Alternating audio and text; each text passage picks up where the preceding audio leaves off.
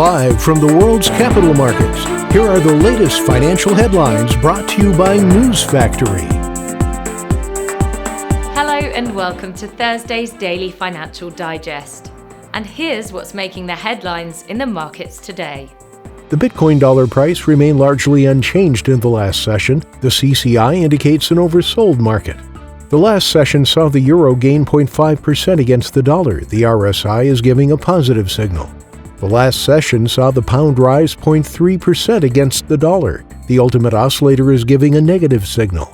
The Aussie dollar pair gained 0.5% in the last session.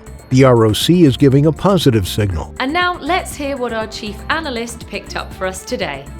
LG Chem Limited will spend $8.7 billion through 2025 to accelerate sustainable growth in its battery materials operations and other business lines.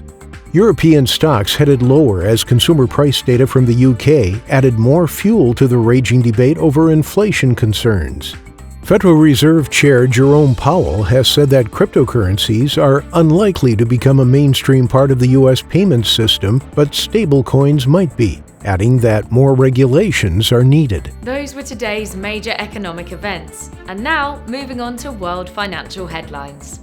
Australia's unemployment rate will be released at 1:30 GMT, Japan's tertiary industry index at 4:30 GMT, Italy's consumer price index at 800 GMT. Australia's employment change will be released at 1:30 GMT, Finland's gross domestic product at 500 GMT, the U.S. industrial production at 1315 GMT. We hope that you've enjoyed Thursday's Market Outlook. On behalf of all of us here, we wish you a productive trading day.